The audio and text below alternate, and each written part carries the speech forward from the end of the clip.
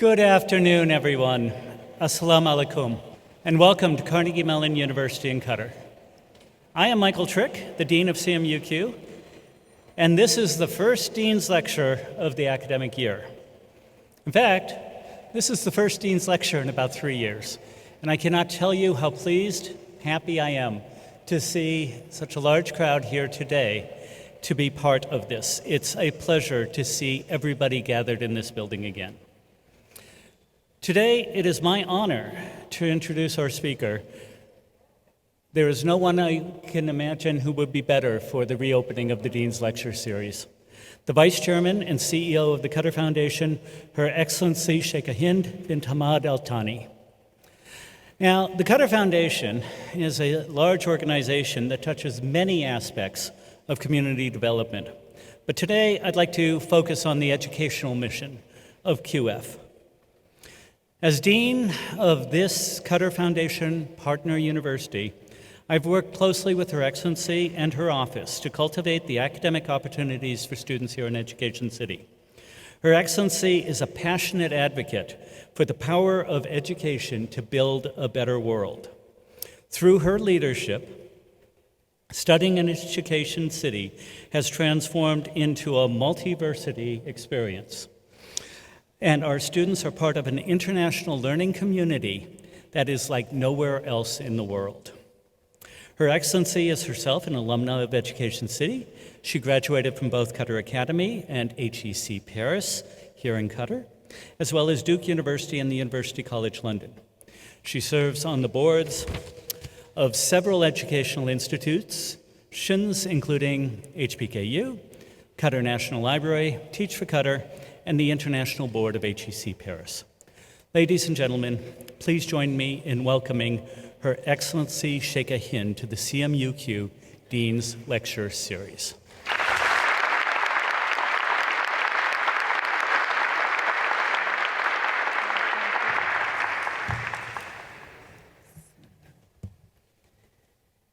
Assalamu alaikum. Thank you, Dean Trick. I'm delighted to be here today with the Carnegie Mellon community. I won't be offering any shockingly new or exotic facts. Instead, I'll only be reminding you of what you already know to be true. And that truth can be, in fact, a way of life. It will be a chance for reflection that might help you with your personal quest for happiness in the world. When Qatar Foundation was established 25 years ago, it was founded out of a growing need to provide quality education for its community. An education that was excellent as well as rooted in our tradition and teachings about the meaning of life. This philosophy remained as our ecosystem grew. Our mission at QF has always been to be an engine for common good, to walk alongside our students as we step outside of the narrow confines of self-interest and to experience the fullness and openness of a rooted life. When I think of the role of Carnegie Mellon students in QF's ecosystem, I know you will one day forge the path ahead for new business practices. And I'm often reminded by Khalil Gibran's poignant advice on work. Work is love made visible. And if you cannot work with love, but only with distaste, it is better that you should leave your work and sit at the gate of the temple and take alms of those who work with joy. If you bake bread with indifference, you bake a bitter bread that feeds but half man's hunger. And if you sing though as angels and love not the singing, you muffle man's ears to the voices of the day and the voices of the night. Work is essentially the art of creating and maintaining structures in which human beings can grow, prosper, and live life to the fullest.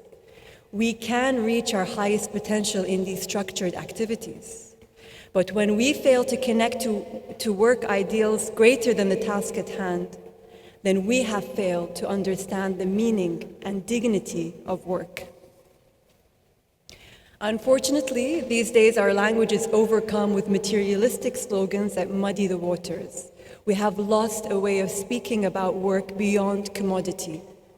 Time is money, we say confidently.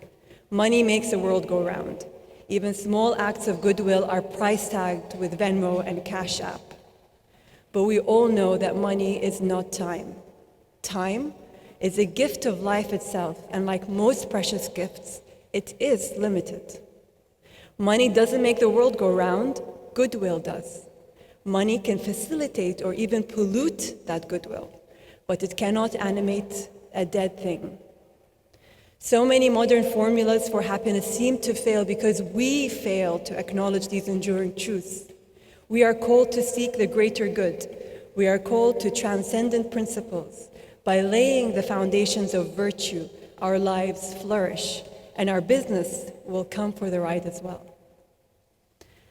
To paraphrase G.K. Chesterton, work is not only labor, it is also stewardship, which means responsibility, and responsibility means free will. There is business and the bottom line, and there is human nobility and the dignity of honest work. One of these takes precedence over the other. Greenwashing, McMindfulness, corporate social responsibility, these can all be deceptive practices in business. The reason why formulas like the ESG and others often fail to prevent deceptive practices is because they aim downwards, confined in the economic model, pressured by regulation and not by free will. There's a simple way to avoid all the lies and cut through the illusion. Aim upwards, not downwards. We must be pressured not by regulation, but by the conscience in our hearts. The type of self-motivated generosity that led Jonas Salk, the inventor of the polio vaccine, to famously proclaim when asked about the patent of the vaccine, "Could you patent the sun?" You don't have to take my word for it. Think of the people around you who are like that, friends and family members. Think of the people around you who are like that, friends or family members that inspire you to do more good in the world and to take the high road often. Look at how they attract people who want to be like them. They become a beacon of nobility and kindness, a pillar in the community that encourages us to transcend our selfish desires. Even if everyone around you disagrees, be incorruptible. As we say in Arabic, سر في طريقك مستقيما يحتار عدوك فيك. Be the remnant, be the seed, be those that hold the wisdom in themselves, commit to your purpose, and refuse to bake a bitter bread. Thank you.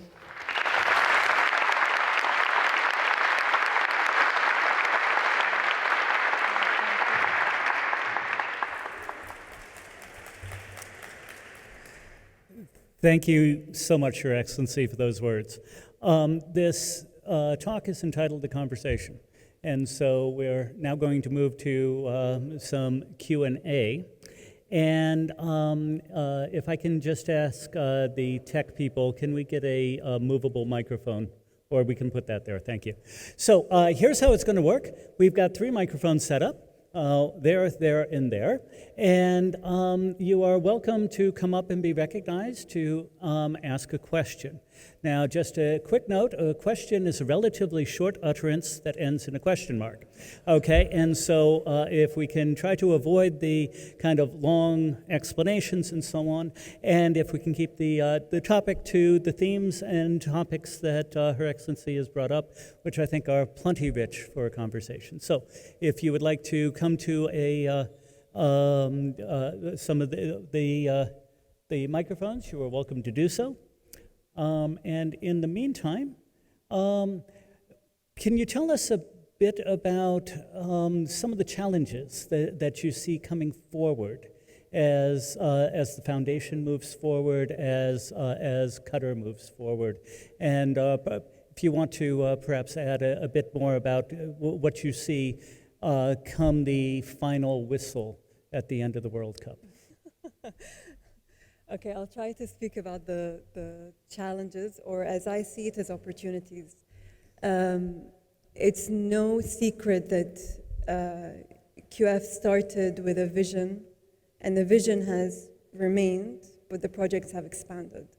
And I think the biggest opportunity that I see for us in the foundation is to really define our identity, who we are, and what our purpose is, and make sure that all our projects that purpose is reflected in all our projects. Because it's important to understand also that in the end, we can't compete with others. We are who we are, and we need to ensure that we can't change our identity to suit others. We need to be firm with who we are, and that's our strength. Our strength is really to find our voice in all the projects that we do, and to make sure we're confident in who we are, and we don't shy away from it. And so for me, that's the biggest opportunity that I feel. And the challenge, I guess, is finding that identity and really making sure it's completely grounded in who we are. Good, thank you. I believe we have our first volunteer. Your Excellency, thank you. Let's imagine that we see Education City and Qatar Foundation in 25 years from now to celebrate the 50th anniversary or the 100th anniversary. What is new? What are the things that we will do in the next 25 years? I hope there's more old than new in the next 25 years, because I think that there's something great that was started here. And again, I think it's reaffirming why these projects have started, what purpose does it fulfill, and making sure we can do more of it. Ultimately, we are a small country, small population, but the foundation was created for the region. So the impact that the foundation will have, I hope, in the next 100 years will be tripled, quadrupled, and that impact is very much rooted in who we are. So the vision really is to make sure that we expand what we're doing today to have that larger impact. Thank you. Ryan? Hi. I was just wondering, based on your discussion here of, I'll call it, finding joy in the work, what do you find brings you the most joy in the work that you're doing now with QF?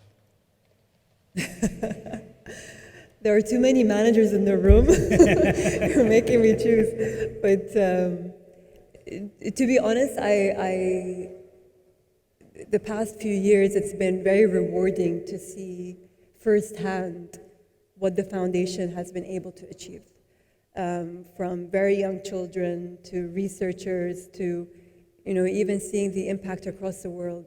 There is a lot that's happened in the foundation. Now, what brings me joy is being able to have those conversations about ambitions. Where do we want to go? And having the blue sky approach, but very much, again, connected to who we are and what is it that we actually want to achieve.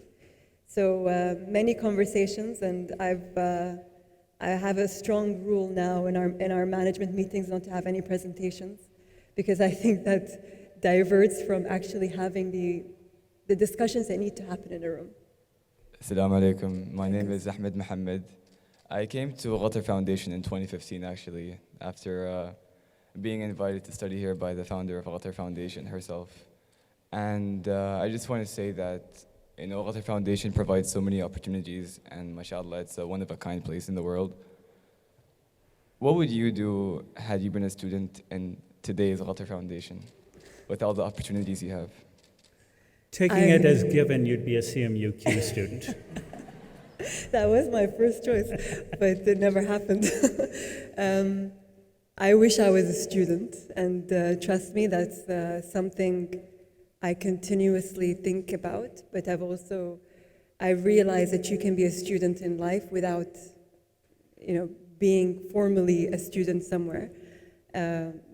Maybe you don't like hearing this, but I think that's part of what the foundation also is trying to do, is provide lifelong learning for anybody who wants to either continue their education, discover something, or learn something new. So, yeah, I mean, if I were a student today, I would be benefiting from all the cross-registration opportunities that we've got. I'm taking notes. And honestly, in the end, the past few years, what I've been trying to do with all the deans is provide pathways that students could really create for themselves. Because also today, the way that education has been set up, it can be quite stifling. And so we're hoping that in the next few years, there will be a lot more opportunities for students to completely personalize their learning journey. And that's not just in the formal learning journey, but also with the National Library, the research opportunities. There are many things that we want to provide for students. It's there today, but we want to be able to provide even more. Thank you so much. Thank you. Okay, we'll go to microphone A and then microphone C. Assalamu alaikum. My name is Isa Al-Mansouri from the Amiri Diwan, a student here as well. Since you've left us and joined the QF, you have been a great force of course, change. Not only, in terms of performance, but also in terms of work ethics or work values. You have even brought some work ideas that are alien to the realm of business and commerce, such as care for family. Could you please tell us more about it? I hope it's not alien. I think we've forgotten how people used to work before. Work was not corporate work. People worked from their homes, they worked in their farms, they worked in their workshop. But we've now decided that for you to work, you need to be in an office building, which has completely divorced us really from our responsibility, not just as a parent, but also as a sister, as a daughter, as a cousin, as an aunt. There are so many responsibilities, social responsibilities that create this community that gives a purpose for you. You live a purposeful life when you have that sense of community. And so with the little changes that we did in the foundation, it was really to allow for employees to feel like it was okay to drop your kids off at school and come half an hour later, but then you can leave half an hour later as well. And also the flexible timing and even working from home. There are situations where your kids are sick, and these are the moments that define even your role as a parent. And so we need to go back to more humane ways of working that actually, for mental health, for well-being, it creates an atmosphere that is a lot more welcoming and would actually allow for employees to stay longer. And so for us, it was really important being an institution of education and knowing how important parent engagement is and parents' involvement is in the children's education. It was important that we were able to provide that opportunity. Hi, good afternoon. I'm Hamad Al Thani, a student at Georgetown University. So since the founding of Qatar Foundation, we've seen them tackle many issues and barriers within education. However, what tools do you think are required to continue this progress in the contemporary times? In education specifically? Yes, in education. This can be a lecture in itself. Yeah. I'll try to keep it short. So we know that education today is not fulfilling community needs. We know that it's not fulfilling the economic needs either. I think there's a big opportunity for us in the foundation to really understand the purpose of education and be able to connect it to a bigger meaning of life. Whether it's economic, but also more personal. So if we were to start with what is the purpose of education, then we'd have to really understand how do you fulfill that purpose, and learning things that you don't like or you're not interested in might not be the best approach. Of course, there are things that we don't like, but we know benefits us, which is where the balance is.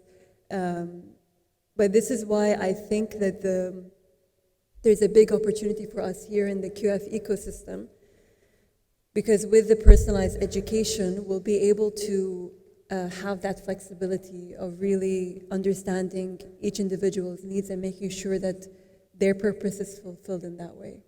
It's a hard task, it's a long journey, but it's something that's very much needed. Yeah, and so now back to microphone A, please. Good afternoon. I'm Ulan, CS junior from Kazakhstan. And I just wanted to ask, even if we are not students, we keep learning, and then we value the life learning. And what has been the most kind of biggest lesson that you have learned while leading and working at QF? That I know nothing. I think the biggest kind of having the humility to recognize that the things that we might have taken, or we might have not taken for granted, but we were taught to believe is truth, might not be the truth. But at the same time, understanding that there are truths. So I think that's where the lifelong learning really resonates, because we need to be able to be open to changing our views on things. And it's not always hard, especially if you've committed to that belief for the longest time. Sometimes it's difficult to, unlearn these things. Thanks. Thank you. Microphone B, please. Good afternoon. My name is Mugur. I am a CS freshman from Romania. I'm very grateful for the wonderful opportunities we have here. My question is, what are some ways we as internationals can get involved and bring something back to the community here? Yeah, absolutely. I mean, there are several programs in the foundation where we try to encourage participation. Actually, I mean, we're looking for volunteers even for the World Cup who speak different languages. So there are many opportunities, and I'll make sure that we do a better job of communicating that too. Okay, thank you. Thank you. And microphone C. Assalamu alaikum. I'm Hamad Al Thani. I'm currently a senior at Qatar Academy Doha. And my question is, what are the core beliefs and parts of our culture that you believe as Qataris are necessary to carry on with us in the future to ensure that we keep our culture? Okay, I'll try to answer this. So I think that maybe I'll speak about my own experience. So when I was younger, I went to an international school, and growing up before Qatar Academy opened, I felt almost that I had a dual identity. One where I was being taught, celebrating things that weren't part of my culture, which I'm not opposed to. I think that that's part of the respect that you have to other cultures. But then what I was celebrating in my home was not necessarily integrated into school celebrations, for example, or even recognition of our own identity. And so for me, it was important, for the next kind of chapter of the foundation, based on my own experience, I lost confidence in who I was, and there was almost a sort of shame of, what identity do you present in front of the other? And I don't want that for my own kids. So for me, it was important to make sure that there was confidence, but again, humility in who you are, and knowing that part of who you are is also understanding everyone else and respecting them. And so, I don't know if I've answered your question. Thank you. That was like beautifully worded. Like, it was, yeah, thank you. And back to microphone A. Assalamu alaikum. My name is Diram. I'm a current CS student here. I'm from Syria. First of all, I want to thank Your Excellency for the opportunity presenting today. I had a question. So as a CMU student and a QF student in general, how would we maybe transfer the QF mission to the people that we know, or that like in the future as we graduate, or maybe we go somewhere else internationally? How would the QF mission be transferred all around the world? I mean, I hope we can keep you one way or another.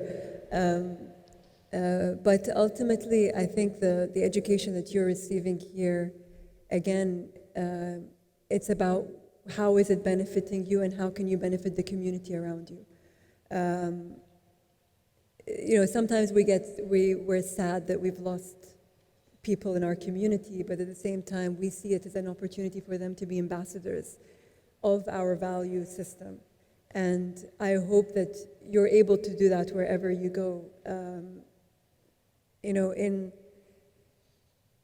In our ecosystem, we know that we were not going to retain everybody, but at the same time, the reason why these programs have been created is really for human development. So if that's something that you can take on in your next chapter and support others in their own human development, I mean, we'll forever be grateful. Thank you very much. And on to microphone B. Assalamu alaikum. I'm Hamad Khan. I'm a CMU alumni, and I currently work as a research assistant for HBKU. Earlier, you mentioned a challenge and opportunity for Qatar Foundation would be identifying or solidifying its identity. I wanted to ask you what you see as QF's identity today, or perhaps what are some values you want to incorporate in that identity?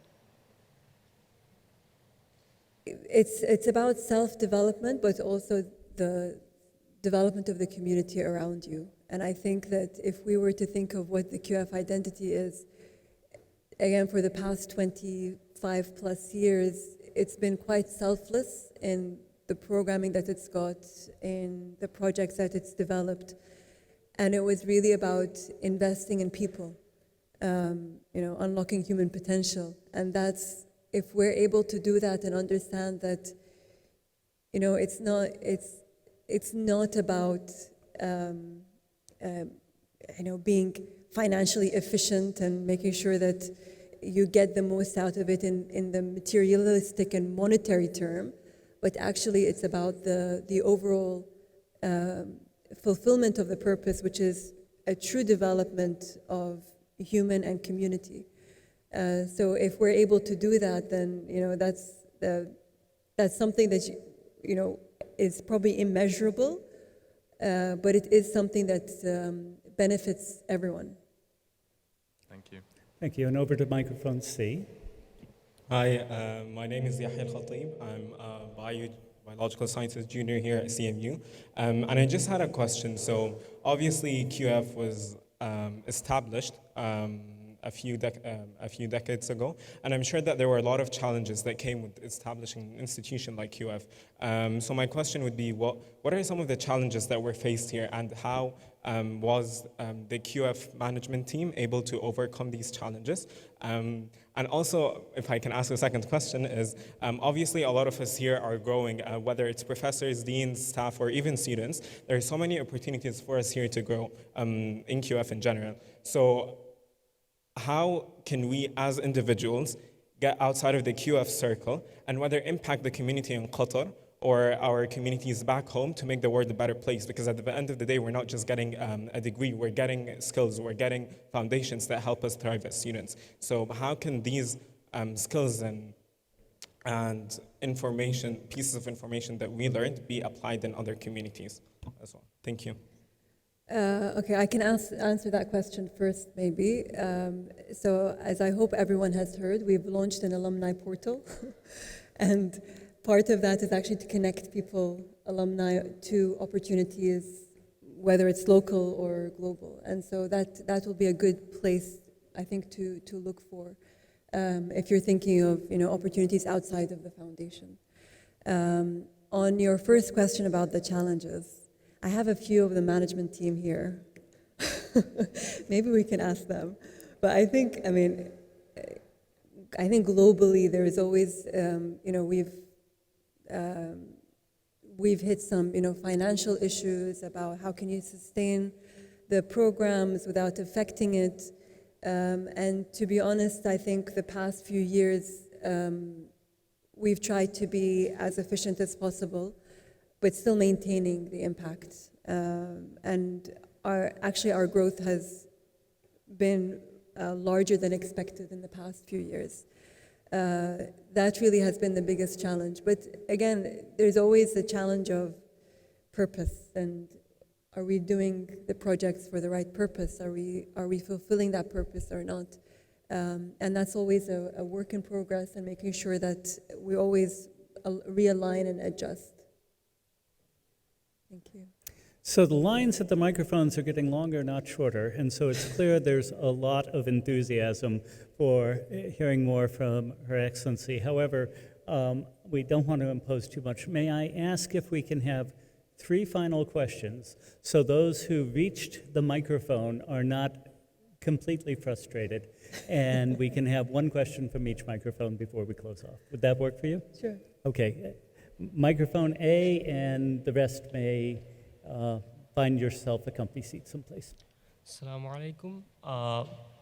I'm Abrar, I'm a student here. So I really appreciate how the QF started with the idea of bringing world-class education in a single place. But I feel like sometimes we're not being able to take the full advantage of this multi-university environment. So I was wondering, what's the QF's future plans or consideration to increase the interactions between different universities? That's it. Short of taking up at least half of my time, but please, Your Excellency. Maybe I should let you answer this question. I'm interested in your views here. No, so actually we've, as part of the Dean's Council, the Deans are working on creating more cross-registration opportunities for students, creating new programs that are collaborative from the different universities. And on maybe the more operational side, we're trying to make it easier for students to move from one building to another. So we're working on that as well to allow for easier movement. But that is part of the multiversity that we are trying to provide for our students, because we understand obviously the value of having the top universities in their fields here in one campus. And so we want our students to make use of that as much as possible. So that's definitely a priority, and I know the deans are all working hard towards achieving that. Yeah, and if I can just follow up, there are a number of deans sitting in the front row here, and we are all in charge of various parts of the strategic direction towards doing things like having a common gen ed, worrying about what common skills people will be coming out, making certain that our graduates are in alignment with the needs of the country, and so on. And we have a blueprint. It's just us now trying to build the building. So thank you. My name is Malak Al-Sif, and I'm a senior at CMU. Qatar Foundation has introduced world-class education to an Arab Islamic culture, which created a cultural struggle. So what are some tips you have for individuals to deal with that cultural struggle? So that's where, quality education should not compromise your cultural identity. And this is why the foundation started with its flagship initiative, which was Qatar Academy, because it was an understanding that for people to thrive, they need to be confident in who they are and make sure that it's completely localized to their needs. And so even at higher university, some of the programmings and classes are localized, and there's a lot more to do with localizing that. So, I mean, I would encourage you to not feel like there is a cultural clash, because in the end, the education is based on your perspective as well. And I urge you to raise your voice on your perspective based on your cultural identity. And this is, I mean, that's our niche here. We know that, you know, you've got the quality education, but in the end, it's about allowing your identity to be reflected in that education and not shying away from it. Thank you. And we are going to have more Arabic language courses as well. And finally. Assalamu alaikum. My name is Aldana Al-Muhannadi. I am a CMU alumni and an innovation researcher, where I work to find how technologies can be utilized for people with disabilities. So I want to learn more about how Qatar Foundation include accessibilities and inclusivity, especially for organizations and students. Thank you. Thank you, absolutely. We actually had a meeting about this morning. There's a lot that we're trying to do when it comes to accessibility. We're actually using the World Cup as an opportunity for us to make sure Education City is completely accessible. As part of our work with FIFA, we were able to have a sensory room in our stadium, and they took that on to 2 other stadiums in the country, and we hope that becomes a staple for all future World Cups.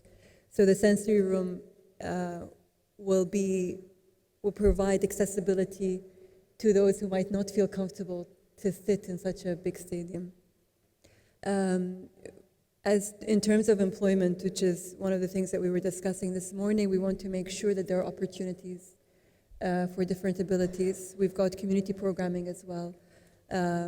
Our conferences, we want to make sure are accessible as well. So that's something we're working on with Hamad Al Thani University. So we know that there's a lot more that we need to do, but it's definitely one of our priorities in the foundation. Well, thank you for all of those insights, thoughts, and directions. So let's thank our speaker today.